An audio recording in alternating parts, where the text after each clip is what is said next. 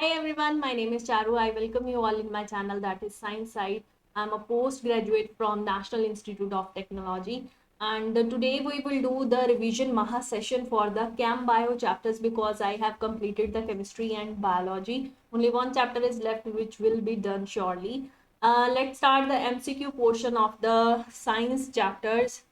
Let's start the video. The question number one is the color of phenolphthalein in the acidic medium is. Color बताना है आपको phenolphthalein का कौन सा होता है. The color of phenolphthalein in the acidic medium is. अगर acid में डाल दें तो वो येलो है, पिंक है, कलरलेस है या ब्लू है. तो आंसर आपका होना चाहिए कलरलेस. वो खुद भी कलरलेस होता है phenolphthalein. एसिड में डालने से वो कलरलेस ही रहता है. So the answer is C. The answer is C.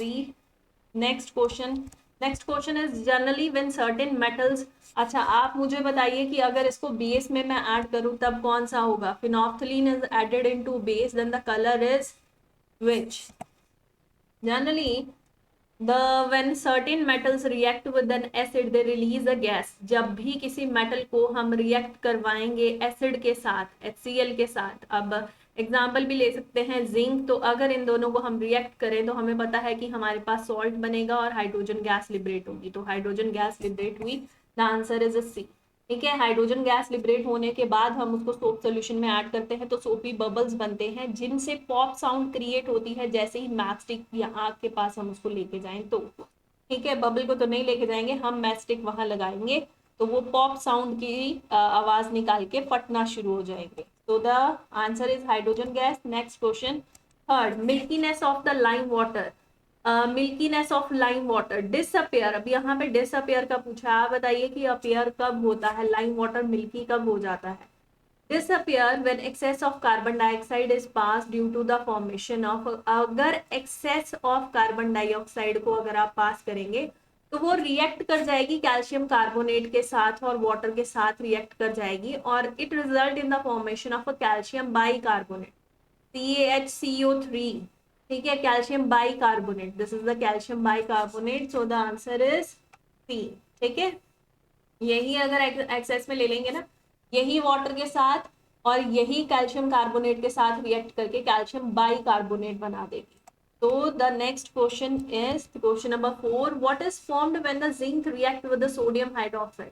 अगर जिंक को एसिड के साथ रिएक्ट करवाया था, अभी देखा हमने HCl के साथ रिएक्ट करवाया तो हमें सॉल्ट मिला था, जिंक क्लोराइड और हाइड्रोजन गैस लिबरेट हुई. अब मैं उल्टा कर रही हूँ, मतलब मैं बेस के साथ अगर रिएक्ट करवाती हूँ तो मेरे पास क्या बनेगा. तो मेरे पास बनेगा sodium zincate. Sodium zincate Na2ZnO2. Sodium zincate and hydrogen gas is formed. Okay. And hydrogen gas is formed. So the answer is B. Yes, the answer is B. And the hydrogen gas is also liberated. This hydrogen gas is also liberated. So the next question is the common name for the substance which is used as a antacid की तरह. मतलब acidity से उल्टा काम. हमारे मतलब body में acidity बहुत ज्यादा इंक्रीज करेगी. उससे रिलैक्स होने के लिए हम क्या चीज लेते हैं, हम लेते हैं कुछ एंटा एसिड. ठीक है. जो एसिडिटी को खत्म करेगा तो हम यूज करेंगे antacid. What is this antacid. This is baking soda. खाने में मीठा सोडा डालते हैं हम which is use to cure the excess of acidity in the stomach. तो it is the antacid जो बेकिंग सोडा है. Formula क्या है, NaHCO3. Sodium bicarbonate is the formula. ठीक है. ये फॉर्मूला किसका होता है, Na2CO3. बताइए विद द 10 वाटर मॉलिक्यूल. अगर मैं ये लगा दूं तो ये किसका फॉर्मूला, ये बताइए आप लोग मुझे कमेंट सेक्शन में बता देना. ठीक है. Now we will do the answer. The answer is D. Baking soda जो होता है उसको हम यूज करते हैं as antacid. Next question number 6. जब रेन है आपकी वो एसिड रेन बन जाए, जो रेन है नॉर्मली वो एसिड रेन कब होती है. हमने देखा है कि एसिड रेन किसकी वजह से होता है, रीजन बताएगा कोई. जो पोल्यूशन है अगर बहुत ज्यादा बढ़ गया है जैसे सल्फर डाइऑक्साइड का या कार्बन डाइऑक्साइड, कार्बन मोनोऑक्साइड का, ये पोल्यूशन बहुत एक्सेस में है. जो सल्फर डाइऑक्साइड जो है वो जाएगा अगर एटमॉस्फेयर में तो वाटर वेपर्स जो रेन के क्लाउड्स के अंदर वाटर वेपर्स हैं उनके साथ कंबाइन करेगा और बना देगा सल्फ्यूरिक एसिड. अगर कार्बन मोनोऑक्साइड है, ये रिएक्ट करेगा तो ये कार्बोनिक एसिड बना देगा। तो इस तरह से एसिड्स की फॉर्मेशन होती है। एसिड रेन अगर हो जाएगी तो पीएच जो है वो 7 से कम होगी, क्योंकि 7 तो न्यूट्रल है। ठीक है, 7 से अगर डिक्रीज में, लेस में जाते हैं तो हमें पता है वो एसिडिक कंटेंट बनेगा, और एसिडिक कंटेंट आपका 5.6 होता है एसिड रेन का। This is the answer number C.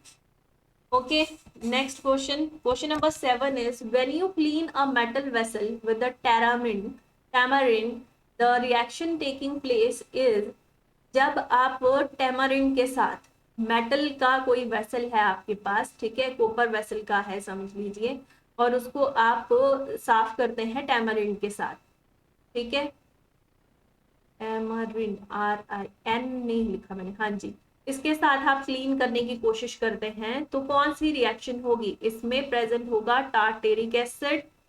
Tartaric acid के साथ हम रिएक्ट करवा रहे हैं किसको, मेटल को। तो जब भी मेटल एसिड के साथ रिएक्ट करती है तो क्या होता है, ठीक है, ये मेटल का ऑक्साइड है, तो कॉपर का ऑक्साइड है, कोई भी मेटल का ऑक्साइड है, अगर वो रिएक्ट करेगा एसिड के साथ तो बनेगा सॉल्ट, प्लस वाटर जो है वो रिलीज होगा।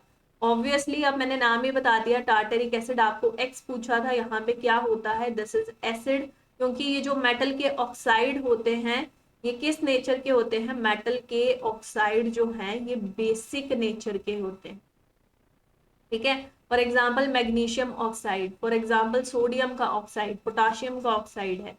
तो ये जो मेटल के ऑक्साइड्स हैं ये बेसिक नेचर के होते हैं। ये भी पता होना चाहिए कि मेटल के ऑक्साइड्स किस नेचर के होते हैं, नॉन मेटल के ऑक्साइड किस नेचर के होते हैं, ये भी बताइए, आगे क्वेश्चन भी आएगा। So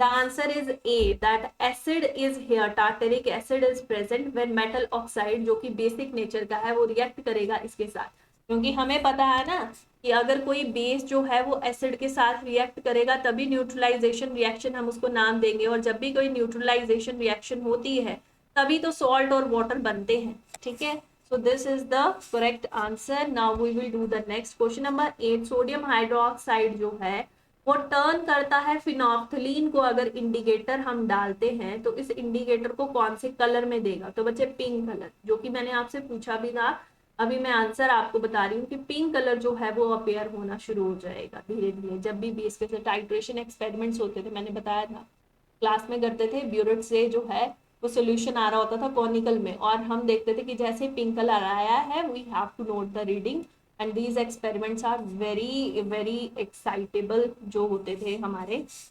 now we will do the answer, answer is the A, pink colour आ जाता था आपके पास। Now the 9th question, sodium carbonate is a basic salt.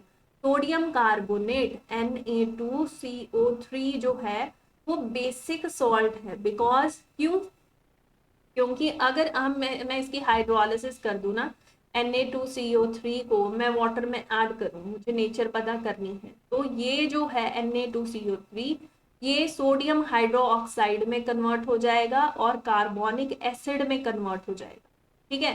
तो सोडियम हाइड्रोक्साइड तो मेरा स्ट्रॉन्ग बेस है और ये मेरा वीक एसिड है, क्योंकि मेरे पास स्ट्रॉन्ग एसिड्स होते हैं, यहाँ तो नाइट्रिक एसिड, हाइड्रोक्लोरिक एसिड और सल्फ्यूरिक एसिड, तो वो तो स्ट्रॉन्ग एसिड है, ये वीक एसिड है, जैसे एसिटिक एसिड होता है हमारे पास वैसे ही कार्बोनिक एसिड वीक एसिड है।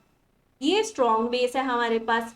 नाउ स्ट्रॉन्ग बेस है तो ये जो आपका गिवन सॉल्ट है ये कैसा है, this is a basic salt. अगर एसिड स्ट्रॉन्ग होता तो हम बोलते acidic salt, this is a basic salt.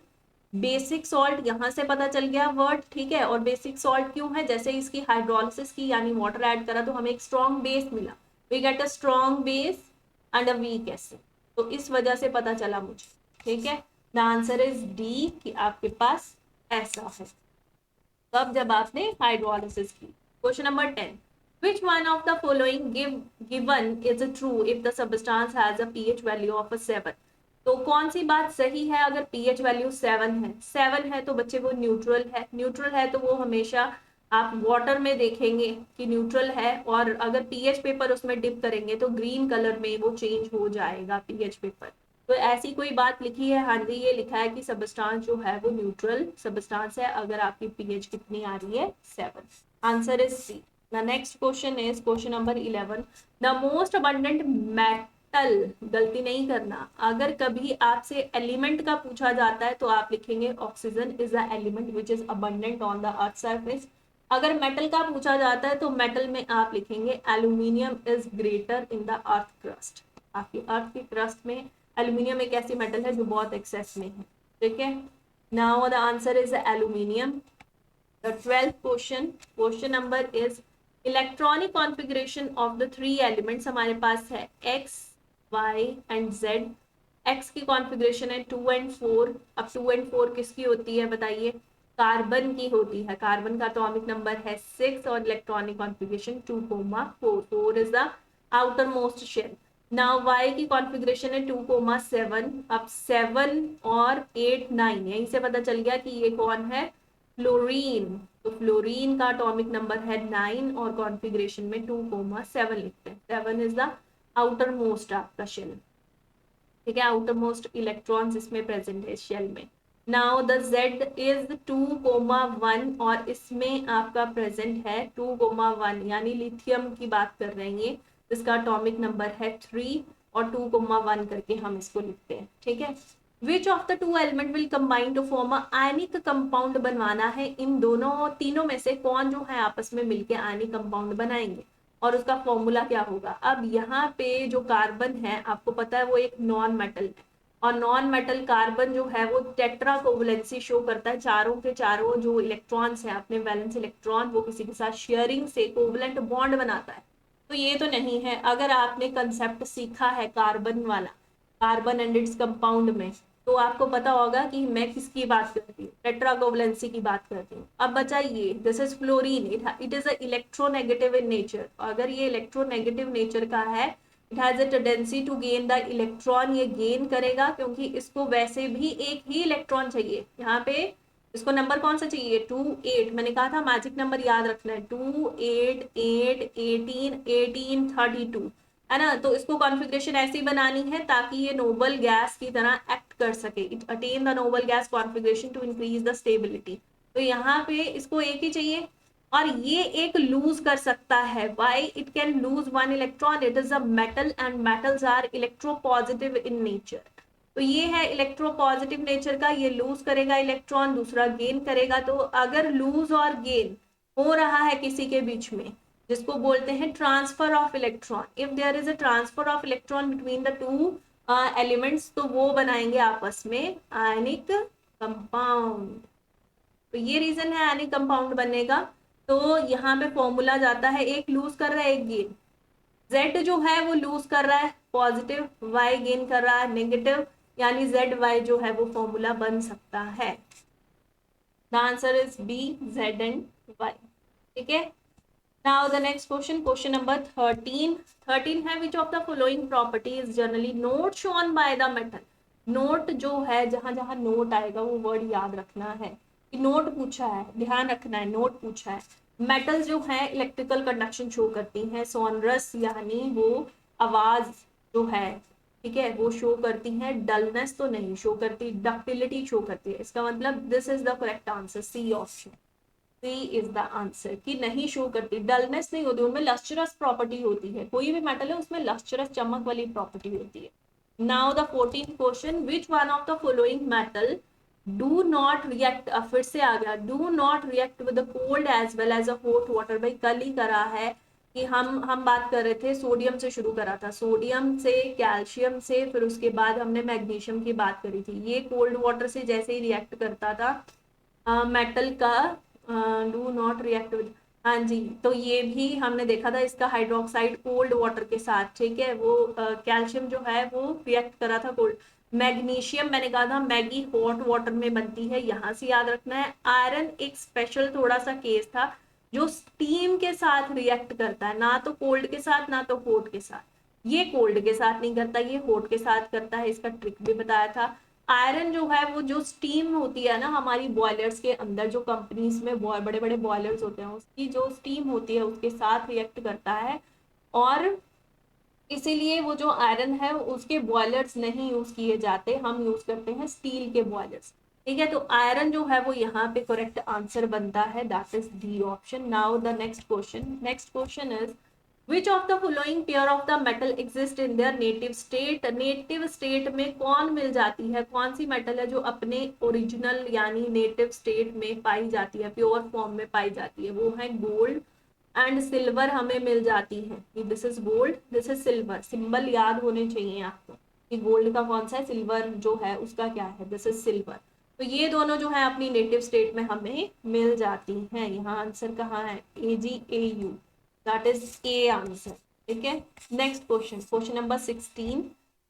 The atomic number of the element x is 12। कोई एलिमेंट है हमारे पास x, उसका एटॉमिक नंबर है 12। ऑब्वियसली एटॉमिक नंबर अगर आपको पता है, you know the atomic number you would know this, आपको पता होना चाहिए, ये है मैग्नीशियम। ठीक है, जिसका एटॉमिक नंबर 12 है। Which inert gas is nearest to the x। अगर मैग्नीशियम की बात करें तो पीछे कौन है, आगे कौन है, नोबल गैसेस की बात कर रही हूँ। ठीक है, नोबल गैसेस में आगे आर्गन है जो कि 18वें नंबर पे है, और यहाँ पे पीछे की बात करें तो उसके पास नियॉन है जो 10th नंबर पे है, ये खुद 12th नंबर पे है। तो इसके पास ये पड़ता है चाहे 2 लूज करने पड़े, Mg has to lose the 2 electron. It is a metal which is electropositive in nature. it will lose the 2 electron and it behaves like a noble gas, it can attain the noble gas configuration। तो यहाँ पे configuration कौन सी पास पड़ रही है, neon इसके पास पड़ रही है, यानी C option is the answer. Answer छुप गया है, ये रहा आंसर। ठीक है, so the next question is the process in which the carbonate ore is heated strongly in the absence of air। अगर कार्बोनेट को याद है, जिंक कार्बोनेट था, उसको हम हीट करते थे in the limited supply of air या in the absence of air. अगर excess of presence of oxygen में, मैंने कहा था मैं चने गर्म करती हूँ फ्राई पैन में उछाल उछाल के, तो मैं एक्सेस ऑफ एयर में हीट करती हूँ तो मैं उसको बोलती हूँ रोस्टिंग। अगर मैं एब्सेंस कर दूं तो मैं उस प्रोसेस को बोलती हूँ कैल्सिनेशन, और कैल्सिनेशन से फॉर्मेशन हो जाती थी जिंक के ऑक्साइड की, जिसकी हम बाद में करते थे reduction. Reduction is done in the presence of carbon की प्रेजेंस में करते थे, और इसको मेटल और कार्बन मोनोऑक्साइड में कन्वर्ट करते थे। अभी जो आपका आंसर है दैट इज कैल्सिनेशन, ये रहा वो आंसर आपका, आंसर नंबर सी। ठीक है, now we will do the next question, question number 18।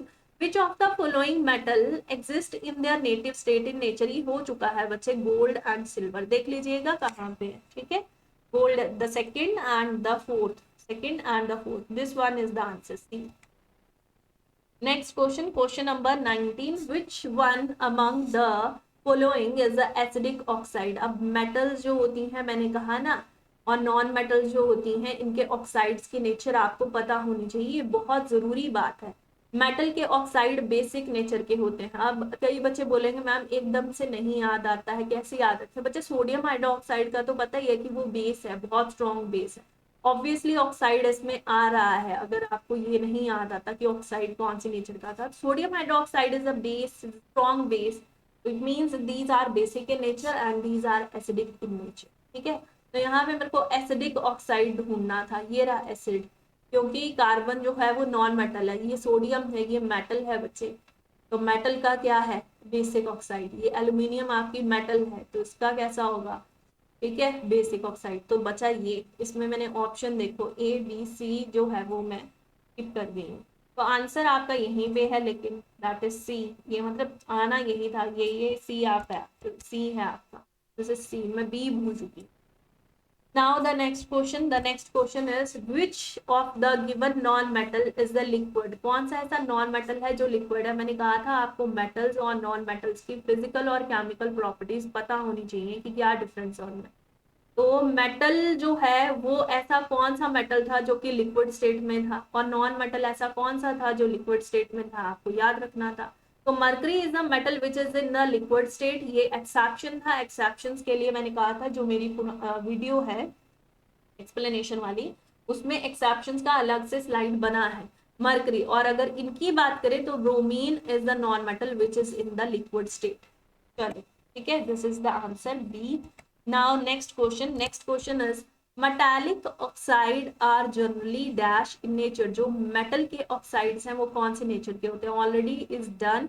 Metal के ऑक्साइड जो है वो बेसिक नेचर के होते हैं, this is the correct answer, answer is आपको भी याद रखनी, ठीक है। आराम से करना, एक्सप्लेनेशन अगर आपने 2-3 बार सुन चुके हो तो आप एमसीक्यू कर सकते हो आराम से। Now the next question, galvanization is a method of protecting the iron। जब galvanization की बात आती है तो मैंने कहा था there is a trick कि इसके अंदर ही इसका नाम, आप ऐसे से नहीं याद रखिए, आप भूल जाइए बीच में ऐसा, गैल्वेनाइजेशन ऐसे करके याद रखिए, आपको पता चल जाएगा कि बीच में हम जिंक को as a coating over the surface of iron use करते हैं, ठीक है। इसका रीजन क्या है वो आपने बताना है, बताओ जरा। तो यहाँ पे जिंक आंसर है, ऐसा क्यों है वो आप लोग मुझे बताओ, अगर नहीं पता है तो मैं बता दूंगी, लेकिन आप पूछना जरूर, ओके। तो the next question is non metal form the covalent chloride because, non metal जैसे कि कार्बन है, ठीक है, नॉन मेटल अभी पढ़ रहे थे ना, हमने पीछे भी करा।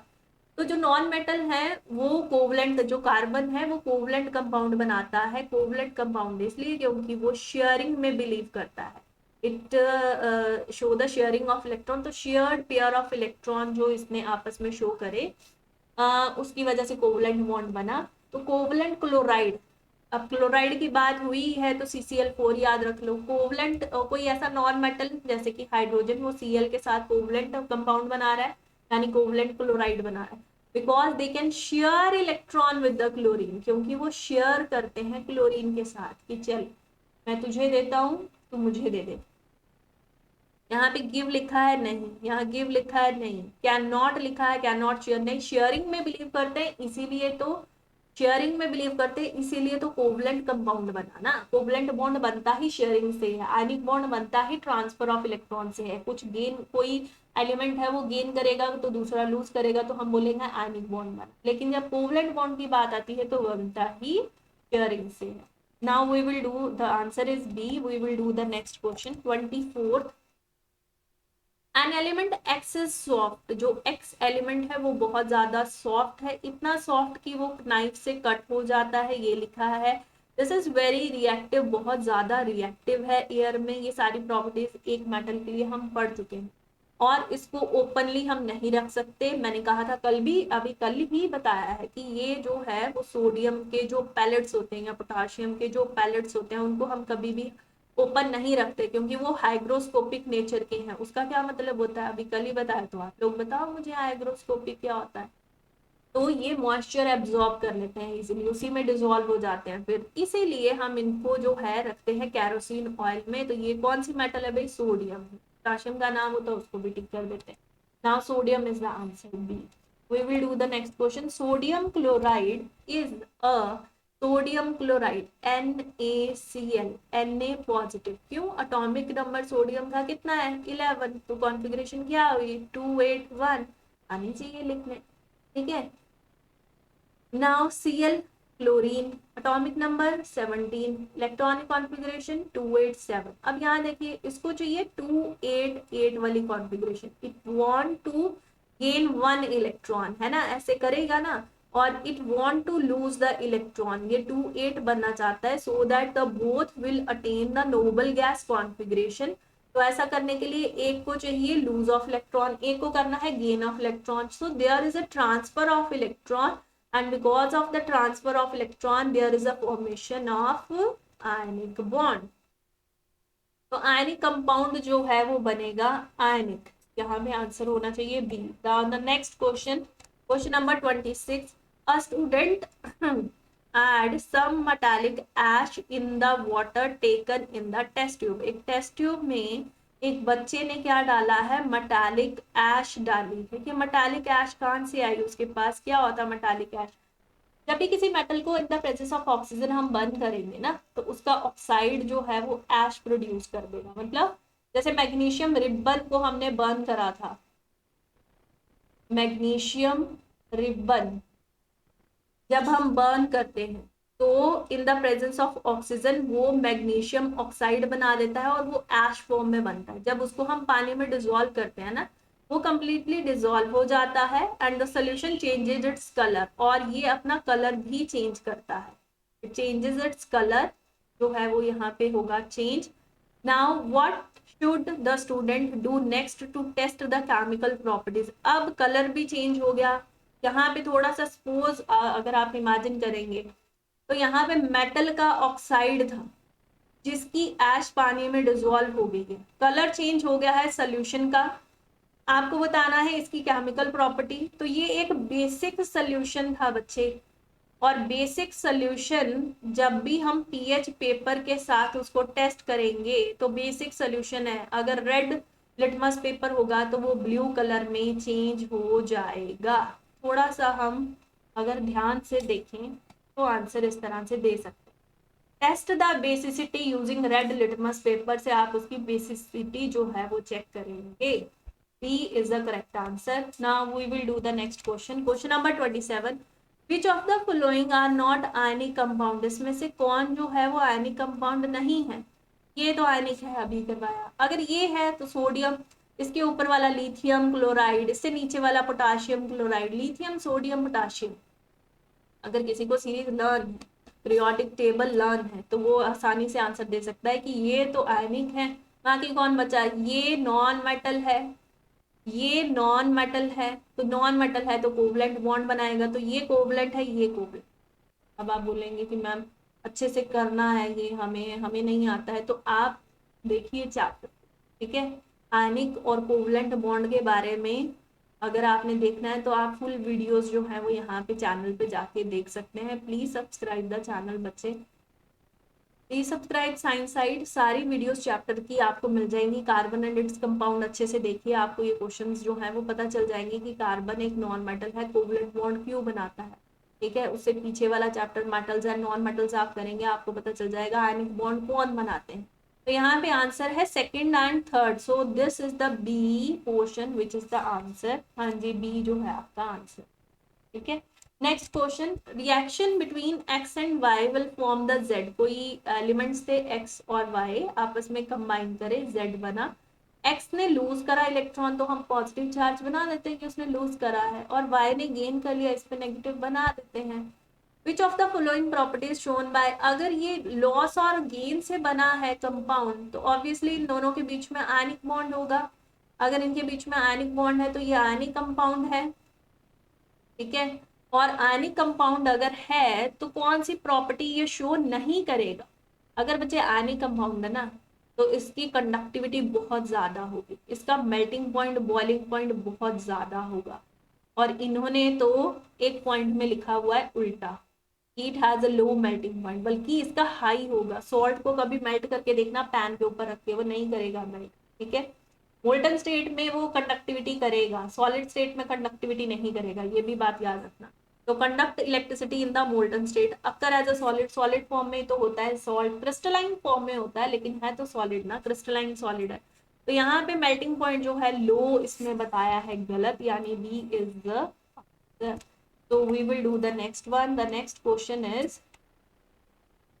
29th question, the ability of metal to be drawn into wires. मैंने कहा था देयर इज अ ट्रिक, आप डक को याद रखना, डक की जो नेक है उसको वायर की तरह सपोज करोगे, आपको पता चल जाएगा कि मैं किसकी बात कर रही हूँ, डक्टिलिटी की, है ना, डक्टिलिटी की। और अगर मेलेबिलिटी नहीं याद रहता है तो कैसे याद रखोगे? एक मेलेबल सी आइसक्रीम को याद रखना कि हम उसको शीट्स में कन्वर्ट कर सकते हैं। This is a smart trick, फटाफट से याद आ जाता है। डक्टिलिटी किसको बोलते थे, मैलेबिलिटी किसको बोलते थे? डक्टिलिटी यानी वायर्स में कन्वर्ट करना, ये है इसका आंसर। नेक्स्ट क्वेश्चन, पेंटेन का मॉलिक्यूलर फॉर्मूला। पेंटेन बना लेते 1 2 3 4 5। बाकी प्लेस किसको देना है भाई? हाइड्रोजन को, because we have to complete the tetra covalency of carbon. कितने कोवलेंट बॉन्ड है गिनो जरा? 3 4 5 6 7 8 9 10 11 12, ठीक है, ये हो गए 12 13 14 15 16, यानी 16 बॉन्ड जो हैं वो प्रेजेंट हैं इसमें, इसमें, ठीक है, काउंट कर लेना। नाउ द नेक्स्ट, अपने आप से बना के देखो, जब तक खुद से नहीं करोगे तब नहीं आएगी। खुद से तो करना पड़ेगा, सारे स्ट्रक्चर्स बनाने पड़ेंगे, सारे फॉर्मूले लिखने पड़ेंगे, सब कुछ करना पड़ेगा। Identify the unsaturated compound. क्या होते हैं सैचुरेटेड अनसैचुरेटेड कंपाउंड, बताओ जरा। तो अनसैचुरेटेड कंपाउंड आइडेंटिफाई करना हमें। प्रोपेन एन यानी एल्केन, एल्केन आपका सैचुरेटेड कंपाउंड होता है जिनमें सिंगल बॉन्ड्स होते हैं। Propene as a name show it is a alkene, अगर एल्कीन है तो इसमें डबल बॉन्ड प्रेजेंट है। As the name show this is propyne, yne यानी alkyne, alkyne it has a triple bond. तो यहाँ पे हमें ये पता चला कि डबल और ट्रिपल बॉन्ड वाले ये भी एन है यानी एल्केन। तो ये दोनों जो हैं ये हमारे पास ऑप्शन नंबर 2 और 3, 2 और 3 यानी D is the correct answer, कि ये दोनों अनसैचुरेटेड हैं। अनसैचुरेटेड वो कंपाउंड होते हैं जिनमें या तो डबल बॉन्ड प्रेजेंट हो या तो ट्रिपल बॉन्ड प्रेजेंट। ठीक है, तो आंसर देख लेते हैं। Yes, D is the correct answer. Now the next question, in which of the following, हाँ जी यही है, in which of the following compound OH is the functional group, किसका फंक्शनल ग्रुप है OH। जब भी OH की बात करते हैं तो इसका मतलब हम एल्कोहल्स की बात कर रहे हैं। अल्कोहल्स का फॉर्मूला OH होता है और इसमें सफिक्स कौन सा यूज करते हैं हम, किसी के साथ OH लगाओ हम सफिक्स लगा देते हैं ओल। अगर मीथेन के साथ हो तो हम बोलेंगे मीथेनोल, इथेन के साथ हो हम बोलेंगे इथेनोल, प्रोपेनोल, इस तरह से नेम चेंज करते हैं। तो ब्यूटेनोल में हमारा OH as a functional group जो है वो प्रेजेंट होता है। स्ट्रक्चर कैसे बनाएंगे, 4 कार्बन बना लेंगे और one of the carbon will contain OH group, बाकी जो जगह है वो किसको दे देनी है, हाइड्रोजन को दे देनी। Now this is B option is the correct answer. We will do the next one. 33 question, the heteroatom present in the heteroatoms कौन से होते हैं भाई, हाइड्रोजन को रिप्लेस करते हुए अगर बाकी कोई जो है as a functional group act करे, बीच में कोई भी, ठीक है, बीच में कोई और एटम जो है वो वहां पे हम प्लेस कर दें हाइड्रोजन को रिप्लेस करते हुए, जैसे कि Cl, देखिए हाइड्रोजन को रिप्लेस करते हुए यहाँ पे CH3 लिखना था, एक हाइड्रोजन को रिप्लेस करते हुए Cl लगा दिया, बीच में यहाँ पे ऑक्सीजन लगा दिया, तो ये दोनों जो है हेटेरो एटम्स की तरह एक्ट कर रहे हैं। यानी oxygen first, oxygen first and Cl chlorine जो है वो ये रहा फर्स्ट एंड फोर्थ, यानी D option is the correct. आपको पहले आंसर पता होना चाहिए, अगर आप पहले ही नीचे देखने लग पड़ेंगे ना तो कंफ्यूज हो जाएंगे। आप अपना आंसर जो है पहले लिख लीजिए फिर उसके बाद ढूंढिए। हाँ जी, मैच कर जाएगा तो इसका मतलब वो बाकी ऑप्शंस फिर देखने की जरूरत नहीं पड़ेगी। Now the next question, oil on treatment with hydrogen in the presence of palladium निकल कैटलिस्ट की प्रेजेंस में हमारे पास एक डबल बॉन्ड वाला अनसैचुरेटेड कंपाउंड होता था जिसको हाइड्रोजन हम क्या करते थे, ऐड करते थे in the presence of a nickel as a catalyst, तो उसको हम बोलते थे कि हमने हाइड्रोजन ऐड करा। एडिशन रिएक्शन, अगर एडिशन नहीं लिखा होगा तो बच्चे this is a hydrogenation, hydrogen की addition in the presence of a nickel as a catalyst is known as a hydrogenation. और जब बाद में जो नया कंपाउंड बनता था वो सैचुरेटेड कंपाउंड होता था, उसके पास हाइड्रोजन लग जाती थी और ये होते थे vegetable ghee. We have to prefer the vegetable oils in cooking. Okay, the answer is A, addition reaction भी बोल सकते हैं आप, हाइड्रोजनेशन भी बोल सकते हैं। Question number 35, the 35 question is the carbon exist in the atmosphere in the form of, carbon किस फॉर्म में एग्जिस्ट करता है, कार्बन मोनोऑक्साइड की फॉर्म में और कार्बन डाइऑक्साइड की। नेक्स्ट क्वेश्चन, जो बकमिंस्टर आपका फुलरीन है, फुलरीन वो आपका किसका एलोट्रॉप है, तो कार्बन जो है बच्चे उसके 3 एलोट्रॉप्स होते हैं, आपने याद रखना है। और एलोट्रॉप्स ऑफ कार्बन, एक आपका है डायमंड, एक आपका है ग्रेफाइट और एक आपने याद रखना है फुलरीन बक्की बॉल। फुलरीन, इसको बक्की बॉल कहते हैं। ठीक है, ये 3 एलोट्रॉप्स याद रखना। Next question is C is the answer. Next question is functional group which is present in propanol. Al is the suffix which is used for aldehyde जो होते हैं ना उनमें यूज होता है al suffix। और एल्डिहाइड बनते कैसे हैं, फंक्शनल ग्रुप होता है CHO, ऐसे भी लिख सकते हैं और ऐसे भी मेंशन कर सकते हैं कि कार्बन जिसके साथ ये वाला फंक्शनल ग्रुप अटैच है या ये फंक्शनल ग्रुप अटैच है इज अ एल्डिहाइड। और कार्बन ये रहा आपका, तो कार्बन इस तरह से ये आपका C डबल बॉन्ड और H लगा है, यहाँ पे CH3 है, ठीक है, तो ये 2 कार्बन हुए, दिस इज इथ, और एन तो लगना है सिंगल बॉन्ड है। अब अल इसलिए क्योंकि यहाँ पे एल्डिहाइड वाला फंक्शनल ग्रुप है यहाँ पे प्रेजेंट, तो इस तरह से नाम लिखे जाते हैं। B is the correct option, बच्चे की ये वाला आंसर आना है। Now the next question, when the vegetable oil it is done बच्चे is treated with the hydrogen in the presence of nickel, आप किसी unsaturated compound में जब भी हाइड्रोजन को ऐड करते हैं in the presence of a nickel as a catalyst या platinum या palladium as a catalyst आप यूज करते हैं, तो वहां पे unsaturated compound जो है वो saturated compound में कन्वर्ट हो जाता है, फिर चाहे बाकी अल्काइल ग्रुप से क्यों ना लगे हो। तो ये सैचुरेटेड कंपाउंड में कन्वर्ट हो गया, this is known as a vegetable ghee. ठीक है, it is not preferred for the cooking, it is preferred for the cooking because it is healthy, good for the consumption. Now this is known as a addition reaction या hydrogenation reaction. ठीक है, answer is D. Next question, question number 39, which of the following is incorrectly match, कौन सा सही match नहीं किया हुआ। Vinegar जो एसिटिक एसिड है वो कार्बोक्सिलिक एसिड होता है, फॉर्मूला है COOH, बिल्कुल सही। C2 ये पैरों में लगा हुआ है बच्चे इसके, C2H6 अगर बनाएंगे ना, C2H देखिए मैंने कर दिए 6, तो सारे बॉन्ड सिंगल है, ये एल्केन है, बिल्कुल सही है। इथेनॉल, ओल is a suffix which is used for alcohol, बिल्कुल सही है। 2 कार्बन है, साथ में OH लगा हुआ है, बाकी प्लेस जो है हाइड्रोजन को दे दीजिए, दिस इज अल्कोहल, और 2 कार्बन है तो yes it is ethanol. Methanol को कीटोन से जोड़ दिया, कीटोन है तो यहाँ पे मीथेनॉल तो होगा नहीं। आपको पता है कीटोन का सबसे पहला मेंबर जो है वो आपका 3 कार्बन वाला होता है, क्योंकि जब भी कीटोन की बात होती है तो वो सेंट्रली प्लेस्ड एक तरह से होता है, उसके आसपास अल्काइल ग्रुप्स का प्रेजेंस होना बहुत जरूरी है।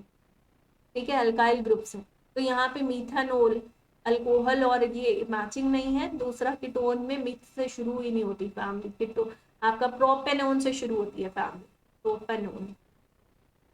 ठीक है, तो यहाँ पे इनकरेक्टली डी है आपका। Next question, question number 40, while cooking if the bottom of the vessel get black, black इसलिए हो जाता है क्योंकि सप्लाई पूरी नहीं मिल रही है, जो फ्यूल है वो पूरी तरह से बर्न नहीं हो रहा है, तो fuel is not burning properly.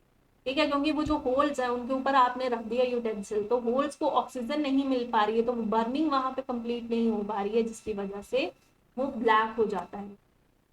ठीक है, तो बी इसका करेक्ट आंसर है। नेक्स्ट क्वेश्चन, क्वेश्चन थोड़ा बड़ा है, ध्यान से पढ़ना। The chemical reaction show the addition of chlorine to the hydrocarbon, ये मेरी हाइड्रोकार्बन थी जिसमें क्लोरीन को मैं ऐड कर रही थी इन द प्रेजेंस ऑफ सनलाइट। ठीक है, लाइट की प्रेजेंस में मैं ये रिएक्शन कर रही थी। How does chlorine react to the hydrocarbon compound in the presence of sunlight, ये जो क्लोरीन है ये किस तरह से इससे रिएक्ट करेगी। It add hydrogen into the compound, अब खुद ही क्लोरीन है, कहाँ से ऐड करेगी हाइड्रोजन, ये तो गलत है। ऐड ऑक्सीजन कहाँ से करेगी, नहीं करेगी। It substitute the hydrogen from the compound, इस कंपाउंड से हाइड्रोजन को धक्के मार के निकाल देगी, यानी सब्स्टिट्यूट, उसको रिप्लेस करके खुद लगना is known as a substitution. अब वहां से उसको निकाल के खुद लग रहा है, तो यहाँ पे Cl3 की जगह Cl4 कर दिया, हाइड्रोजन जो है वो उधर दे दिया, तो सब्स्टिट्यूट कर दिया यानी रिप्लेस कर दिया और उसकी जगह ले ली, तो this is known as a substitution. तो आप सब्स्टिट्यूट वाले ऑप्शन को टिक करेंगे, यानी C is a correct option. नीचे वाला भी देख लेते हैं, it break the double and triple bond, जो कि है कि नहीं, तो लिखा क्यों है, तो सी इज द करेक्ट आंसर। मैंने कहा आप अपने आंसर की तरफ ध्यान दीजिए, ऑप्शन पढ़ेंगे तो कंफ्यूज हो जाएंगे। नाउ द क्वेश्चन नंबर 42, एक कार्बन कंपाउंड है जिसमें 2 एटम्स हैं कार्बन के, which name should be the carbon compound bear, कितने हैं, 2 एटम्स हैं कार्बन के, तो ऑब्वियसली वो इथ से शुरू होगा बच्चे। इथेन, अगर सारे बॉन्ड सिंगल है, ये तो लिखा नहीं है, if the all the bonds are the single bond then we should write the name as ethane, तो ethane is the correct answer, B. Now 43 question, electronic configuration किसी एलिमेंट की, कार्बन ही तो है, एटॉमिक नंबर 6, उसी की तो configuration ऐसे लिखते हैं, तो लर्न हो जानी चाहिए। तो how many bond can one carbon form in a compound, एक कार्बन जो है कितने बॉन्ड बना लेता है, इसी के ये जो आउटर मोस्ट शेल के 4 वैलेंस इलेक्ट्रॉन है, it show that carbon has a tetracovalency, it mean it can form covalency, it can form 4 bonds बना सकता है, और वो भी कौन से, covalent bond which is formed by the sharing of electron. Okay, next question, C 4. Breakdown of pyruvate to give the carbon dioxide, water and energy take place in breakdown of pyruvate. बच्चे हमारे पास होता था glucose. ये किसकी बात कर रहे हैं हम? ये हम रेस्पिरेशन की बात कर रहे हैं, लाइफ प्रोसेस चैप्टर की बात कर रहे हैं. तो जल्दी से कर दो सब्सक्राइब अगर आपको देखनी है फुल वीडियो. ठीक है, तो वो भी चैनल पे है. ग्लूकोज जो है साइटोप्लाज्म, सेल के साइटोप्लाज्म में, सेल के पास होता है ना cytoplasm, nucleus, Golgi bodies, different organelles होते हैं उसके पास. तो साइटोप्लाज्म में वो अपने आप को ना पायरुवेट में कन्वर्ट कर लेता है. और पायरुवेट या तो फिर एरोबिक रेस्पिरेशन शो करता है या तो एन एरोबिक रेस्पिरेशन शो करता है. अगर एरोबिक रेस्पिरेशन की बात करें ना ये वाली, तो बच्चे ये होता है फिर माइटोकॉन्ड्रिया के अंदर. ये भी ऑर्गेनल है, माइटोकॉन्ड्रिया के अंदर होता है एरोबिक रेस्पिरेशन. तो वो कन्वर्ट कर लेता है अपने आप को कार्बन डाइऑक्साइड में, एनर्जी में और वाटर. इस तरह से कन्वर्ट कर लेता है. अगर एनारोबिक की बात करें ना, तो जैसे मसल सेल्स होते हैं, तो मसल्स जो है बहुत ज्यादा हैवी एक्सरसाइज करने से ऑक्सीजन की रिक्वायरमेंट ज्यादा हो जाती है, हम थके थके से, फैटीग से जो है महसूस करते हैं, तब रिलीज होता है पायरुवेट से वो कन्वर्ट हो जाता है लैक्टिक एसिड. यहाँ पे पूछा गया था, मैंने सब कुछ ही बता दिया, दोनों तरीके बता दिए. इन्होंने कहा कार्बन डाइऑक्साइड, वाटर और एनर्जी जो है वो कहाँ आपके, हाँ ये वाली प्रोसेस कहाँ टेक प्लेस करती है, तो ये टेक प्लेस करती है माइटोकॉन्ड्रिया. तो this is the answer, that is B option. अगर ये पूछा होता मसल सेल्स में क्या बनता है, कौन सी रेस्पिरेशन होती है, एरोबिक की एनारोबिक, कहाँ होता है, ये वाला जो सारा स्टेप है ये साइटोप्लाज्म में है. लेकिन अगर एरोबिक की बात करें तो माइटोकॉन्ड्रिया में है. Next question, question number 45. In which of the following group of organism food material are broken down outside the body? कौन ऐसे organism है जो बॉडी के बाहर इंजाइम्स को रिलीज करते हैं और वो इंजाइम फिर फूड की डाइजेशन में हेल्प करते हैं. हम क्या करते हैं, इंजेक्शन करते हैं, हम तो खाना अंदर लेके जाते हैं, हमारे माउथ के अंदर सलाइवा होता है जो कि स्टार्च को तोड़ने का काम करता है ना. तो फिर ये तो इंजेक्शन हुआ. लेकिन कुछ लोग जो है, कुछ ऑर्गेनिज्म वो इंजाइम्स को बाहर लेके जाते हैं बॉडी से, डाइजेशन बाहर होती है, फिर उसके बाद जो एब्जॉर्ब करने वाला मटेरियल होता है उसको एब्जॉर्ब कर जाते हैं. वो बाद का काम है, मतलब वो है कि खाने के ऊपर आप किसी चीज को अपने मुंह से निकाल के वहां रख देना, डाइजेशन वहां चल रही है, और जब वो डाइजेशन कंप्लीट होगी, जो न्यूट्रिएंट्स बन के उनको आपने ले लिया. तो हम तो ऐसा नहीं करते, हम तो फूड मटेरियल को अंदर लेके जाते हैं. ईस्ट ऐसा करते हैं, मशरूम्स ऐसा करते हैं, ब्रेड मोल्ड्स ऐसे करते हैं. आपको तो डायरेक्ट याद रखना है कि फंजाई ऐसा करते हैं. ये सारे फंजाई के मेंबर्स हैं, saccharomyces cerevisiae, mushroom, bread moulds, rhizopus, ये सब ऐसा करते हैं. ठीक है, the answer is option B. 46. Which of the following statement about the autotroph is incorrect? Autotroph ऐसे ऑर्गेनिज्म है जो अपना खाना खुद बनाते हैं. कैसे? In the presence of carbon dioxide and sunlight and in presence of chlorophyll which is a green pigment which is present in chloroplast. plants के अंदर है. तो वो सारी जो है आपस में मिल के कार्बन डाइऑक्साइड वाटर क्या कन्वर्ट कर लेते हैं, उसको ग्लूकोज में कन्वर्ट कर लेते हैं, रिलीज होती है. अब ऑटोट्रॉफ के लिए इनकोरेक्ट बात क्या है? The synthesise carbohydrate from the synthesise carbohydrate, हाँ ये तो बात सही है. In the presence of they store carbohydrate in the, ये भी बात सही है. They convert carbon dioxide and water into carbohydrate in the absence of sunlight, ये तो गलत है. उनको तो चाहिए ही चाहिए सनलाइट, मतलब फोटोसिंथेसिस की बात कर रहे हैं बच्चे यहाँ पे. तो फोटोसिंथेसिस में क्या होता है वो पूछा हुआ है एक तरह से. ऑटोट्रॉफ्स में तो फोटोसिंथेसिस होती है. तो इन एब्सेंस ऑफ, जो कि इनकरेक्ट बात है, तो आपका ऑप्शन नंबर है C. Now 47 question. The opening and closing of stomata, जब भी स्टोमेटा की ओपनिंग एंड क्लोजिंग की बात होती है ना, ये स्टोमेटल पोर है हमारा, this is the stomatal pore. और इसके आसपास होते हैं ये गार्ड सेल्स, इनकी टर्जिडिटी की बहुत बात करते हैं हम. These are guard cells and guard cells have water in them. तो वाटर के वजह से ये टर्जिड हो जाते हैं. टर्जिड हो गए तो क्लोज हो गए, बहुत ज्यादा स्वेलअप करके तो क्लोज हो गए. तो ये वाटर जो है गार्ड सेल्स के अंदर, उस पर डिपेंड करता है कि ये ओपन और क्लोज कब होंगे. तो the pore depend upon the option number C, that is water in the guard cell ना. बहुत ज्यादा टर्जिड हो गए यानी स्वेलअप कर गए, भर गए पूरे पानी से, तो वो क्लोज हो जाते हैं, और थोड़ा सा उनमें पानी का लॉस हुआ, वो श्रिंक हुए, तो वो जो पोर है वो ओपन हो जाएगा। Now choose the correct path of the urine. आपको पता है कि किडनीज जो हैं वो, उनके अंदर नेफ्रॉन जो है वो help in the formation of आपका यूरिन। किडनी से जैसे ही यूरिन की फॉर्मेशन हुई, यूरिटर के थ्रू, दो यूरिटर्स होते हैं ना, ये किडनी का बीन शेप स्ट्रक्चर है, तो इस तरह से एक पाइप, एक चैनल निकलता था। हमारे पास दो किडनीज होती थी, तो हम दो यूरिटर्स की बात करते थे। यूरिटर के बाद वो कलेक्ट होता था इस तरह से एक डोम शेप स्ट्रक्चर में, ठीक है, उसको बोलते हैं हम यूरिनरी ब्लैडर। यहाँ लिख देते हैं, यूरिनरी ब्लैडर के थ्रू थोड़ी देर हम उसको स्टोर करते हैं, जैसे ही इंफॉर्मेशन मिलती है yes there is a time to release, तो हम यूरिथ्रा के थ्रू, नेक्स्ट इज यूरिथ्रा। तो ढूंढिए कहाँ है answer, ureter, urinary bladder, urethra is the correct answer. Next question, which of the following equation show the correct conversion of carbon dioxide and water into the carbohydrate in the plants। तो अब बताइए कि conversion बतानी है आपने, ये और ये कार्बोहाइड्रेट्स में कन्वर्ट हो रहे हैं। हाँ, आप तो सीधे रट लेते हो C6H12 O6, तो वो बैलेंस करते हो आप 6 6 को याद रखते हो। बच्चे वैसा नहीं है, ये वाला जो रिएक्शन है ना, this is the correct reaction. 6 carbon dioxide और 12 वाटर मॉलिक्यूल वो कन्वर्ट होते हैं ग्लूकोज में। अगर आप इस ऑप्शन को देखेंगे, इस ऑप्शन को देखेंगे, इसको देखेंगे, इन दोनों को आप प्रेफर करेंगे, तो यहाँ पे हीट एनर्जी लिखा है, हीट की तो जरूरत ही नहीं होती, हमें सनलाइट और क्लोरोफिल चाहिए, तो आप इस ऑप्शन को टिक कराएंगे। लेकिन आप इस रिएक्शन को बैलेंस करके देखिए, बैलेंस नहीं है रिएक्शन, बैलेंस्ड ये है reaction, so this is the correct option, ठीक है। C is the correct answer. Last question, that is 50th question. I will end my video.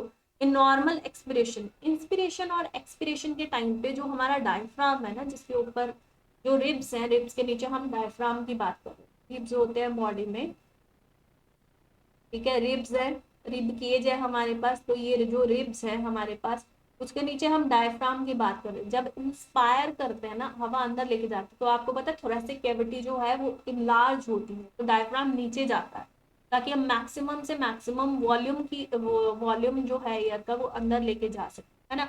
जब एक्सपीरेशन करते हैं, बॉडी से बाहर लेके जाते हैं ना, तो वो आर्क इस तरह से बना लेता है diaphragm.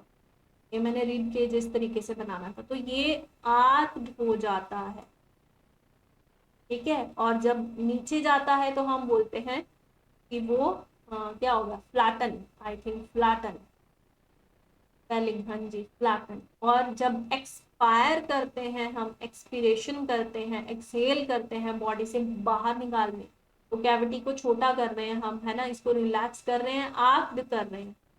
This one is the correct. तो यहाँ पे मैं वीडियो का एंड कर रही हूँ। I hope you like the video. Please subscribe the channel. Subscribe की spelling है. Subscribe the channel. That is science side. The logo is given here. Please बच्चे, MCQs की सीरीज अभी खत्म नहीं हुई है, ये देखिए, अभी MCQs खत्म नहीं हुआ है।